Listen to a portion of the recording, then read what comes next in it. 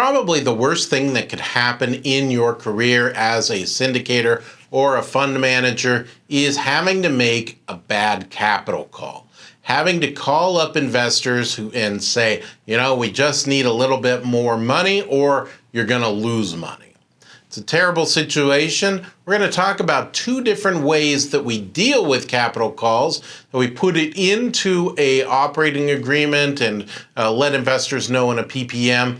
It's what I look at as a syndication attorney, and you should know what your options are.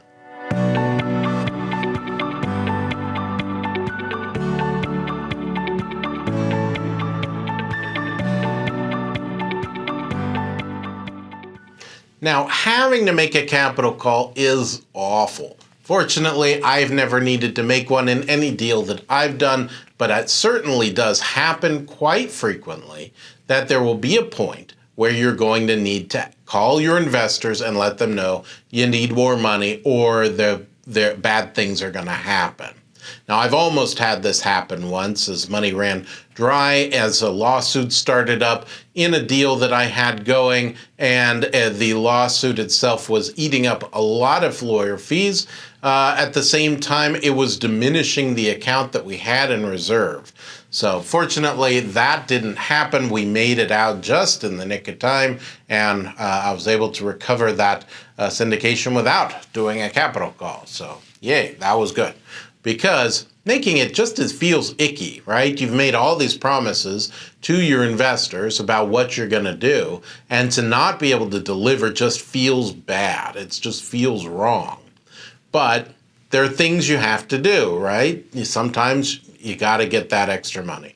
It could be something like a lawsuit or a deferred maintenance, or maybe it's something that happened, a freak of nature happened. It's just not covered by insurance. And in order to make everything work, still make your tax payments, you're going to need to do what needs to be done, or service the loan, of course. Now, in order to do this, there's really three ways we handle it. The worst way probably is to just not include it at all. Now, depending on the deal, that's pretty safe in order to do. You can always go back to your investors and ask for more money. It just may not be spelled out in the operating agreement.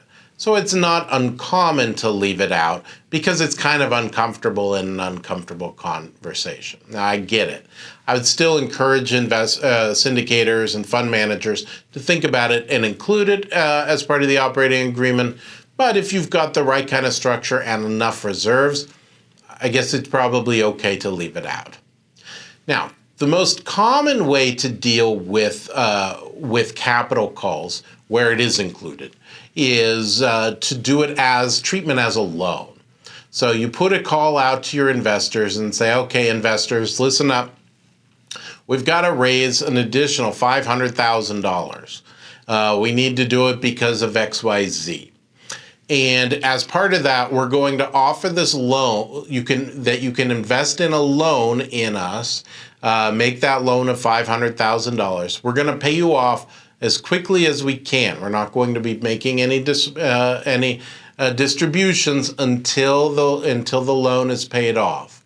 And then we're going to do it at an interest rate of 10% or whatever percentage you determine would make the most sense. So that's one way to do it. The second way to do it is a mandatory capital call. So a mandatory capital call works like this. Investors, we need $500,000. You each own 10%, so I'm going to need to get $50,000 from each of you. Now, if you don't give that to me, it's going to work like this. That $50,000 that you don't contribute is going to come off of the amount of equity that you own already, and it's going to go on one of the other investors' ledger. But it's also going to go more than that. So we're going to actually decrease your equity more than the $50,000 worth. We're going to decrease it, say, $75,000 worth, and give that $75,000 worth of equity to the investors who pick up the slack.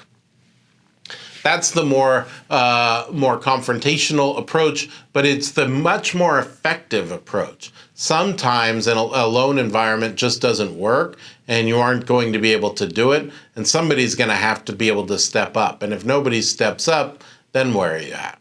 But with the hammer, or I guess you could call it a carrot and stick model of a mandatory capital call, works pretty well. My name is Tilden Moschetti. Those are the ways that we set up capital calls, most commonly for a real estate syndication or occasionally for a business as well. If we can help you set up yours, please don't hesitate to give us a call. We specialize just in Regulation D, Rules 506B and 506C.